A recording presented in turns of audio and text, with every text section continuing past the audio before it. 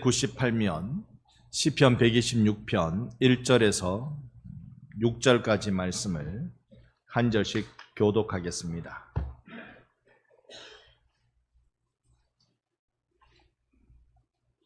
(126편) 1절로 6절 말씀, 제가 먼저 1절 보겠습니다.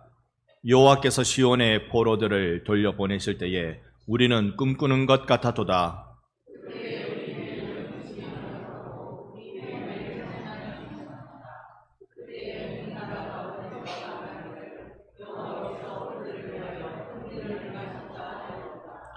여호와께서 우리를 위하여 큰 일을 행하셨으니 우리가 기쁘도다.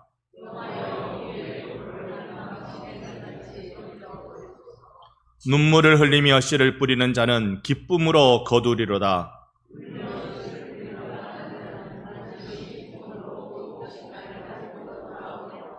아멘, 아멘. 우리 사울 얼굴 보며 환하게 웃으며 인사합니다. 사랑합니다. 존경합니다. 오늘은 맥주감사 주일입니다. 우리가 감사절을 지키는 이유가 무엇일까요? 우리의 신앙을 활기 있게 만드는 그것은 주님 앞에 내가 감사할 때 그런 일이 일어나게 되는 겁니다. 골로새서 말씀 보니까요, 기도를 계속하고 기도에 감사함으로 깨어 있으라라고 우리에게 권면합니다.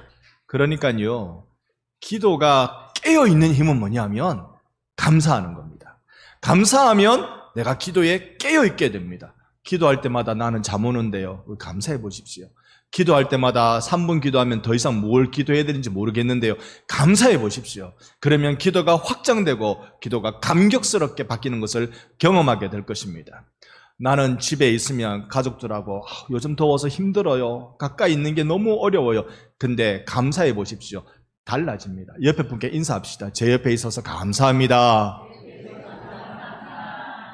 여러분 감사한 얼굴은 아니신데 감사한다고 억지로 고생하십니다. 네, 다시 한번 환하게 웃으면서 내 옆에 있어줘서 진짜 감사합니다. 감사하기 시작하면요, 달라져요. 이게 사람은 정말 신비한 존재인 것 같아요. 우리가 맛있는 거 먹으면 행복할 것 같지만 감사 따라오지 못합니다. 우리가 좋은 일 생기면 생기가 넘쳐날 것 같지만 감사를 따라오지 못합니다. 여러분, 감사를 찾는 눈 주께서 여러분에게 열어주시기를 축원합니다. 구약 성경에 보니까 감사에 대해서 절기로 지키라고 크게 3가지 절기를 이야기해 주는 것을 보게 됩니다.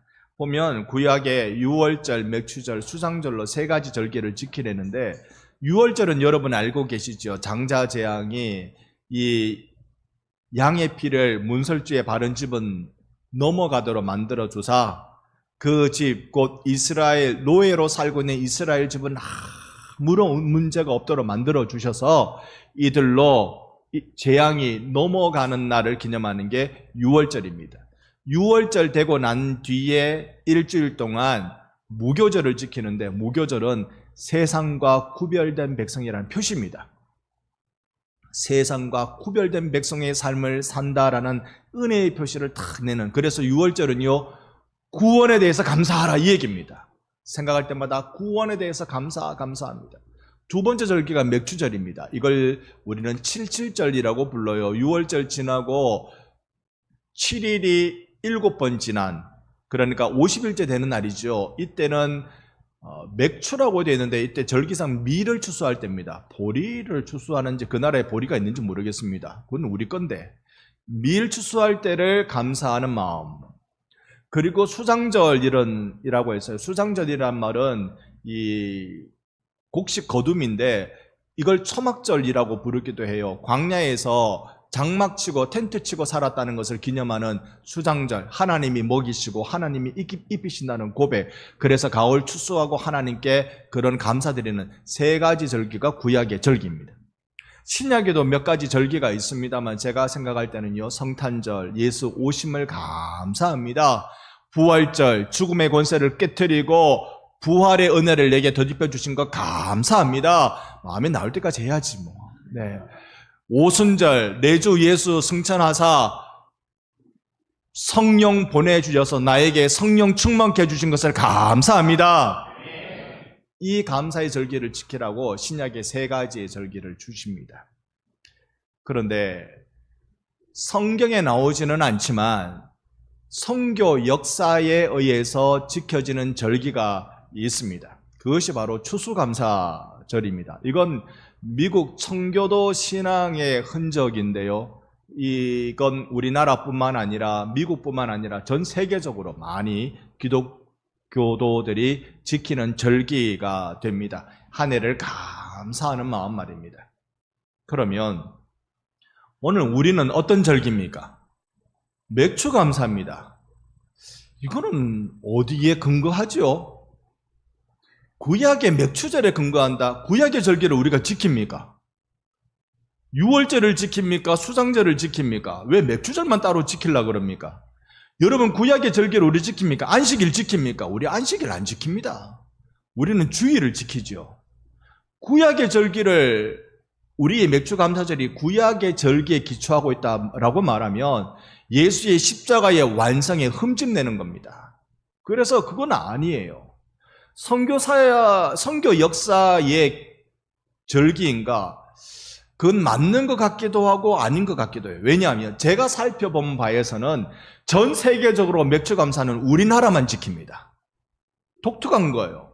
세계 그 어떤 나라에도 맥주감사를 지킨다는 다른 나라를 제가 본 적이 없습니다. 많이 가본 적도 없지만 본 적이 없습니다. 열심히 인터넷을 사용하고 인공지능한테 묻고 그렇게 해도요, 없어요. 우리만 그러합니다. 그러면 맥주 감사는 어떻게 우리에게 지켜졌는가? 오래전에 여러분께 한번 말씀드렸습니다만 1904년에 우리나라 교회에 서경조 장로님이 이 선교의 역사가 흥왕하게 되었으니, 선교사가 1885년에 들어왔으니 20년 남짓되었을 그때에 선교의 역사가 우리나라에 이토록 흥하게 되었으니 우리 감사절을 지킵시다 라고 하면서 맥주감사 지키고 연이어 추수감사를 지키게 됐습니다. 그래서 이게 나중엔 추수감사절 하나만 지키기로 하다가 다시 맥주감사와 추수감사절을 같이 지키자라고 되어서 오늘날까지 한국교회는 맥주감사를 지키게 됩니다. 여러분, 이거요, 맥주감사절은요, 우리나라만 가지고 있는 독특한 신앙의 감사입니다. 많은 분들이 예수의 십자가 완성이니까 구약의 절기를 지킬 필요가 없다, 우리나라 맥주감사절은 잘못됐다고 얘기하는 건 역사를 잘 몰라서 그렇습니다. 우리의 맥주감사는 구약의 맥주절을 따라 지키는 게 아니라고요. 우리는 여기에 한국 교회가 뿌리 내리기 시작할 때 정말로 주님 앞에 우리 감사합시다, 한번 감사합시다, 영적인 감사, 추수의 감사를 합시다라고 시작한 게 맥주감사, 그리고 추수감사, 1년에 2번은 감사합시다. 이게 한국의 신앙의 뿌리였습니다. 여러분, 그 신앙의 뿌리를 우리는 잘 이어가야 되겠습니까? 아니면 근거도 없고 뭐도 없는데 싹 없애버리는 게 맞겠습니까? 여러분 얼굴을 보니까 오늘 감사절 절기라고 안 해야 되는가? 아니죠. 신앙의 선조들이 아름답게 만들어 놓은 우리나라만의 독특한 절기니까 감사절로 지켜보면 좋겠습니다. 아마 내년부터는 좀 이러면 좋겠어요. 추수감사절 때는 오후 예배 우리가 이렇게 하고, 맥주감사절 때는 오후 예배 우리가 좀 이렇게 하고, 이거 좀 독특한 색깔들을 좀 만들어가서 해가면 좋겠다 싶습니다. 추수감사절 때는 이미 우리가 각 전도회나 구역이나 개인이나 찬양하는 시간을 갖고 있습니다. 이 맥주감사절 때도 제가 좀 더 연구하고 고민하고 의미를 있게 한번 만들어 보려고 합니다. 자, 그러면 맥주감사절을 우리가 이야기할 때는 한 가지 우리나라 역사에서 힘겨웠던 이야기를 안 할 수가 없습니다. 그게 바로 보릿고개라는 겁니다. 여러분 다 알고 계시죠? 보릿고개. 제가 설교 초점을 맞추기 위해서 여러분께 여쭤봅니다. 나는 보릿고개라는 이야기를 들었지 한 번도 그걸 경험한 적은 없다. 손 한번 들어주세요. 보릿고개를 내가 경험한 적이 없다. 자, 여러분 눈으로 한번 보세요. 손 드셨습니다. 반수입니다. 반이 보릿고개를 모릅니다. 보릿고개 이야기는 들었죠. 그래서 어떤 분이 그렇게 애들이 얘기하더라는데요. 우리 어릴 적에는 먹을 것이 없어서 그렇게 힘들었다. 밥이 없어서, 먹을 밥이 없어서 그렇게 어려웠다. 그러니까 아버지 라면 끓여 먹지요. 이렇게 얘기했다는데요. 네, 그 고개, 이거는요, 안 넘어본 사람은 사실 모릅니다. 여러분, 먹을 식량이 없어서 이틀을 굶어 보신 적 있으십니까? 이틀을 굶어 보신 적. 저는 식량이 없어서 울어본 적은 있어요. 제가 전도사 시절에 신학대학원 입학하고 1학년 때 서울에서 이제 내일 학교 가야 되는데 저녁에 이제 딱 누워 자려고 그러는데 아내가 내일 쌀이 없어요 그래요. 난 전도사인데 나는 학교 다니기 바쁜데 내일 쌀이 없어요. 그래도 한 번도 굶어본 적은 없습니다. 기가 막히게 제 몸을 보시면 아시잖아요. 기가 막히게 잘 먹고 잘 살았습니다. 그러니까 굶어서 힘들었다, 풀뿌리 뜯어서 먹었다, 이거 오늘 세대는 잘 이해 안 됩니다만 그걸 기억해 주셔야, 그 이야기는 알아주셔야 맥주 감사절의 이야기가 통하기 시작하는 겁니다. 사람들이 농사 지을 때요, 지금처럼 넉넉할 때 말고 먹을 것이 굉장히 없는 농사 지을 때 울면서 씨를 뿌린다고 오늘 성경 말씀이 알려주는데 왜 울면서 씨를 뿌릴까요? 생각해 보건대 이렇습니다. 가을에 이 농사 가을 거지를 딱 합니다. 그러면 넉넉해지죠. 그러나 농사를 짓는 아버지는요 꼭 하는 거 있습니다. 가을 거지 딱 해놔놓고 먹을 씨와 심을 씨를 딱 나눕니다. 심을 씨는 이건 내년에 농사 지을 때 반드시 논에 뿌려야 돼요. 논에 뿌려야 돼요. 이거 안 해놓으면 미래가 하나도 없어요. 그러니까 먹을 씨를 이거 가지고 아내 손에 맡겨놓고 그리고 먹도록 어쨌든 알뜰살뜰 해가지고 나누고 쪼개고 해서 먹을 수 있도록 하고, 심을 씨는요 절대로 손 못 대게 합니다. 내년에 봄이 되었습니다. 이 씨를 심는데 왜 울면서 씨를 심을까요? 요 씨를 심을 때까지 힘겨웠던 시간들, 배가 고파서 아내는 갓 태어난 아이 젖도 안 나오고 애도 배가 고프다고 막 울어 젖기고, 여러분 불편하다고 우는 거하고 배고프다고 우는 거하고는 그건 목소리가 다르다면서요. 이거 어머니들은 잘 아십니다. 이놈이 쌌는지 이놈이 먹고 싶은 건지 어머니들은 딱 들으면 아십니다. 그걸 딱 보면서도 눈에 애가 쫄쫄 굶어가지고 여기 광대뼈가 막 나오고 이런 걸 보면서도 절대로 아버지는 이 심을 씨는 풀 수가 없어요. 이건 풀었다가는 가족이 전부 다 절단납니다. 그래서 씨를 뿌릴 때 눈물을 흘리지 않았겠는가. 보릿고개를 아는 사람들은 이거 잘 이해하시리라고 생각을 합니다. 우리는 눈물을 실패라고 생각합니다. 울고 있으면 그건 무너진 삶이다. 다 무너진 사람이 울고 있는 거다. 그렇게 생각합니다. 그런데 하나님은 오늘 말씀에 눈물은 울음은 뭐냐면 씨앗이라고 말씀합니다. 씨앗. 그 씨는 기쁨의 단을 갖고 돌아오게 만드는 것이라고 말씀하시죠. 오늘 성경 말씀 1절과 2절을 보면 여호와께서 시온의 포로를 돌려 보내실 때 꿈꾸는 것 같았다. 1절이 그렇게 하죠. 하나님이 포로를, 즉 이스라엘에게서 가장 심각한 포로는 바벨론 70년의 세월일 겁니다.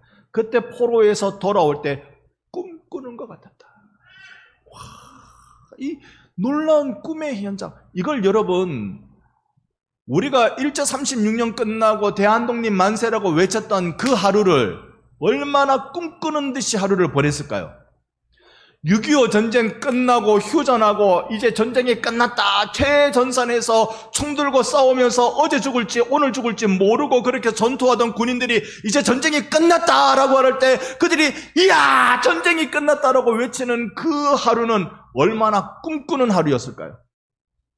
바벨론의 노예로 붙들려 갔던 그들이 다시 70년의 세월이 지나고 돌아올 때 그들은 얼마나 꿈꾸는 듯 했을까요? 그 감격이 있습니다. 2절이 그래서 그 감격을 우리 입에는 웃음이 가득하고 우리의 혀에는 찬양이 차섰도다. 여러분, 우리 주 예수 만나는 것이 죄와 사망의 권세에 짓눌려 죽어가던 내가 예수의 보혈로 죄사함을 받고 성령의 손잡아 일으켜 주심으로 성도로 일어서는 이 일이 여러분이 구원받던 날이, 여러분 세례받던 날이 얼마나 꿈꾸는 날이었습니까? 오늘 그 은혜의 감격이 이 예배 중에 여러분 심령 가운데도 일어나기를 축원합니다. 얼마나 꿈꾸는 것 같았을까? 얼마나 꿈꾸는 것 같았을까? 살았습니다! 살았습니다. 대한독립 만세라고 외치는 것보다 더 크지 않을까요? 살았습니다. 살았습니다.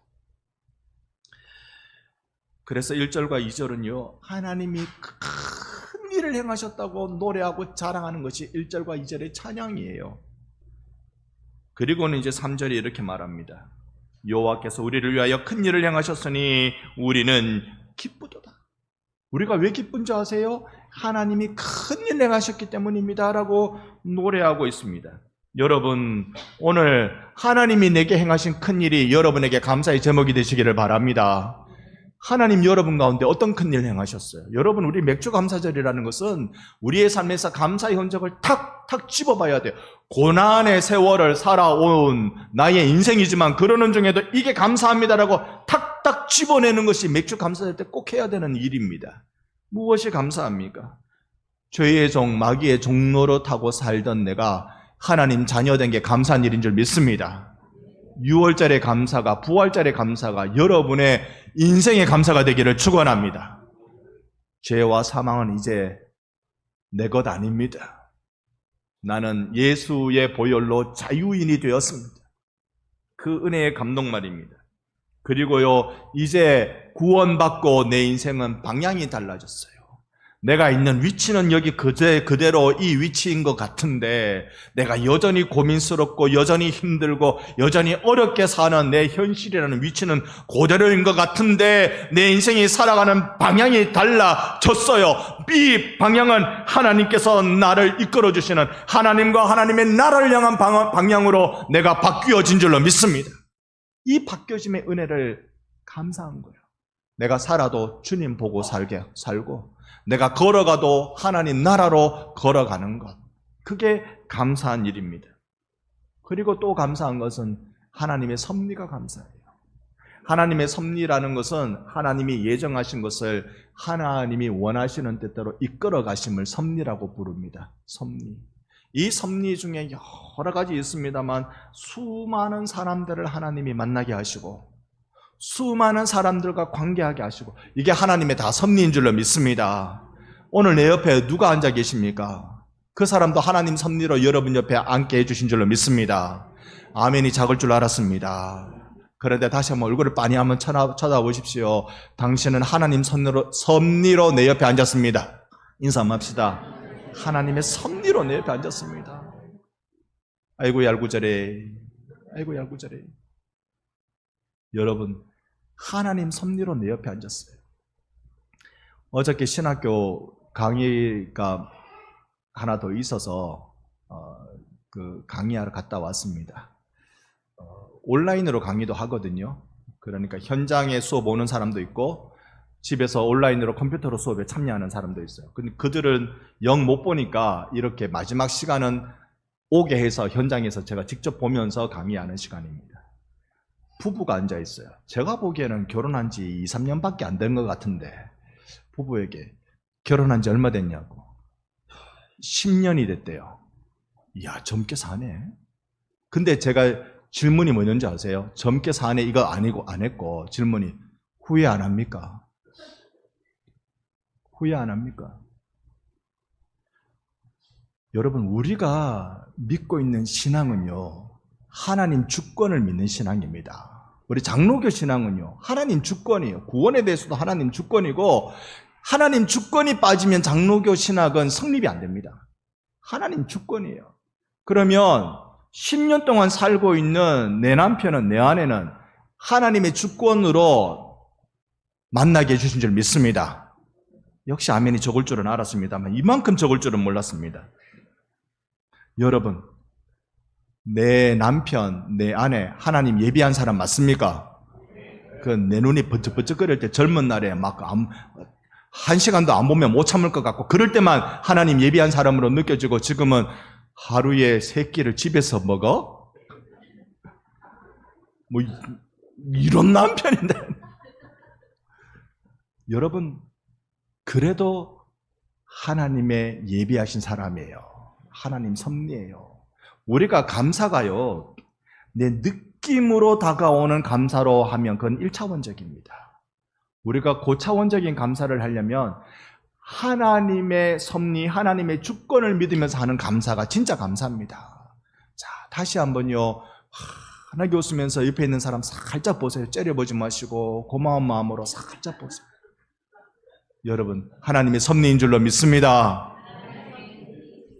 아멘. 하나님 섭리입니다.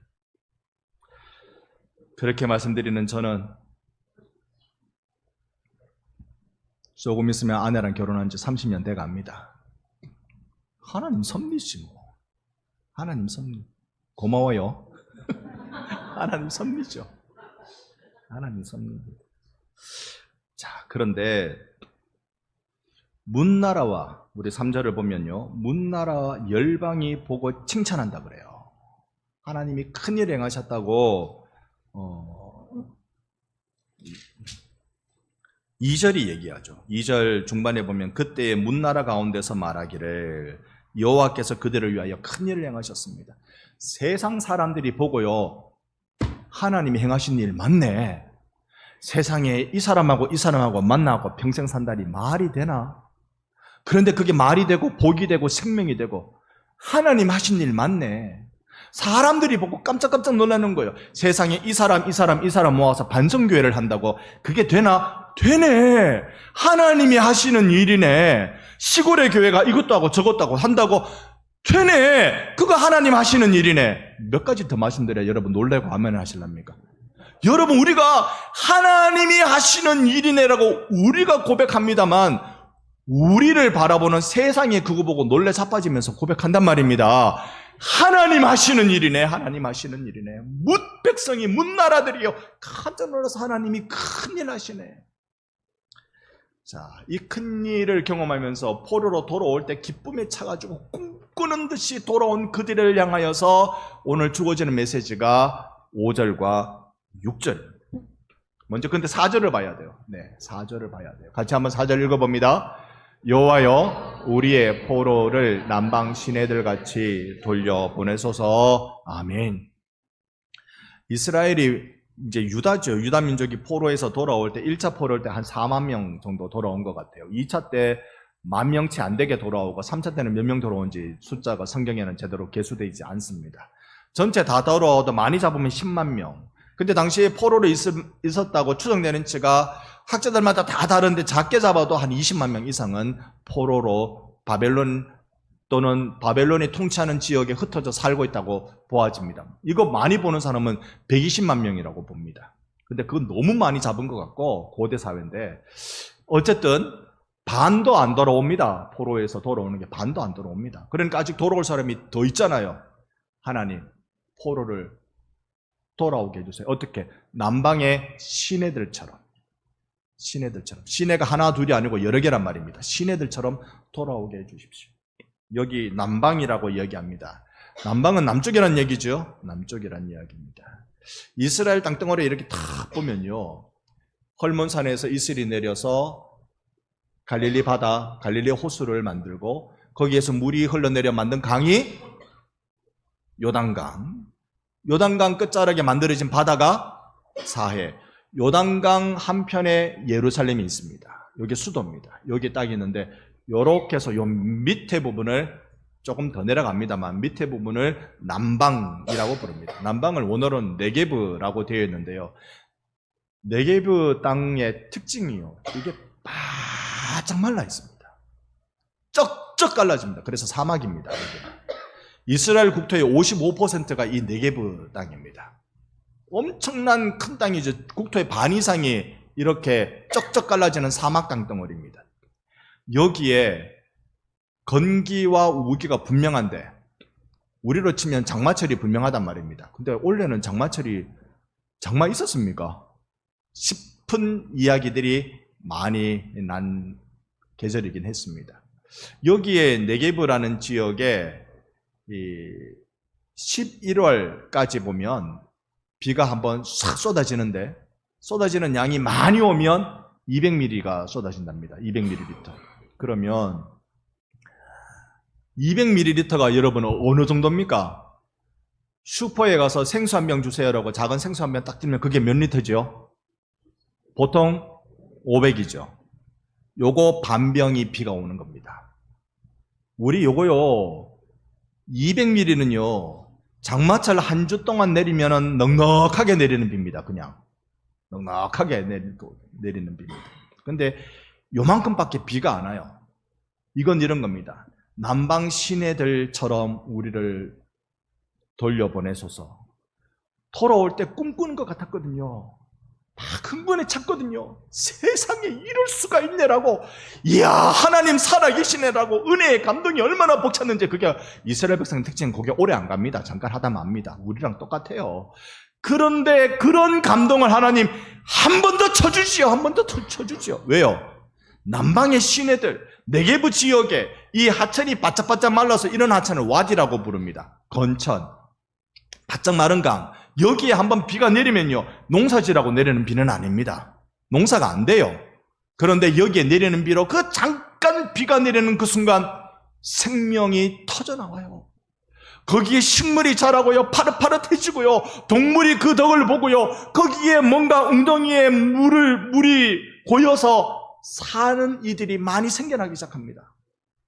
그 잠깐에, 여러분, 우리가 신앙생활할 때 정말 간절히 바라야 될 게 무엇일까요?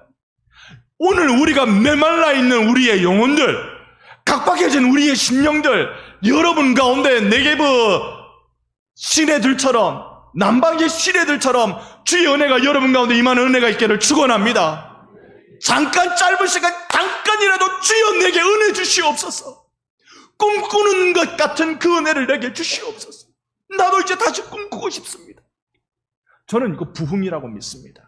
부흥은 늘 일어나는 것도 아니에요. 어떤 이는 부흥은 100년 단위로 일어난다. 아니요, 그렇지도 않아요. 부흥은 하나님 원하실 때 일으킵니다. 그런데 부흥은요, 일어나면 역사가 놀랍습니다. 세상을 바꾸어 놓습니다. 사람 살기 정말로 은혜롭게 만들어 주십니다.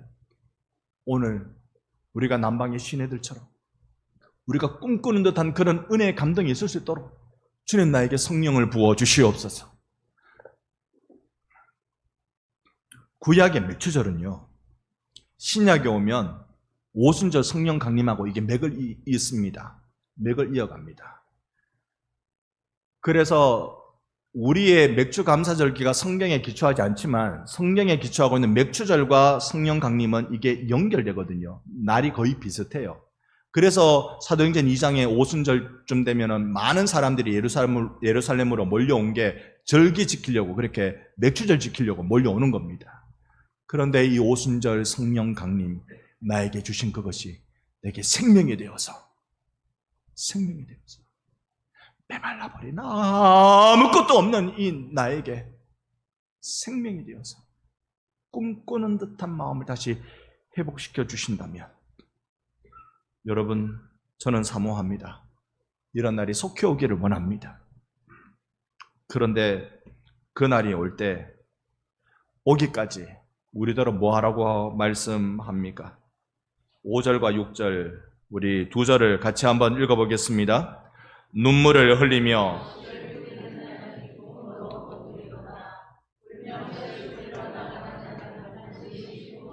그 곡식단을 가지고 돌아오리로다. 아멘, 아멘. 울면서 뿌려야 돼요. 그 은혜의 놀라운 축복의 현장이 나에게 열려질 때까지 울면서 뿌려야 돼요. 여러분, 울 용기를 가지시기를 바랍니다. 내 주 예수님도 우셨어요. 예루살렘을 바라보며 예수님도 우셨어요. 친구 나사로의 죽음 앞에 예수님도 펑펑 우셨어요.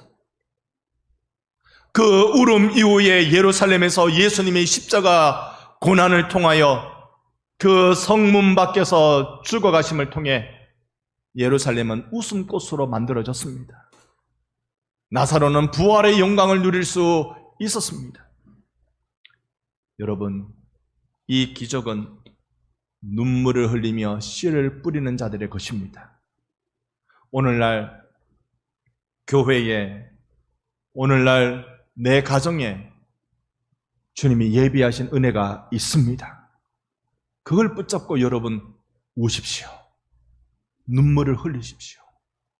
눈물을 흘린다는 의미는 여러 사람들에게 여러 가지로 들려오게 될 것입니다. 혹시 이때 맥주 감사주일, 그 벼룩의 간을 빼먹어라. 보릿고개 그 고생하면서 거둔 그 곡식을 교회에서 절기 하나 딱 만들어가지고 그거를 뺏어가나. 여러분, 우리 하나님이 여러분 드셔야 되는 그 곡식 없어가지고 하나님이 배고리 하실까봐요? 아니요. 그러면 제가 배고리 할까봐요? 한 번도 굶은 적이 없다니까요. 걱정하지 마세요. 저 굶은 적 없어요.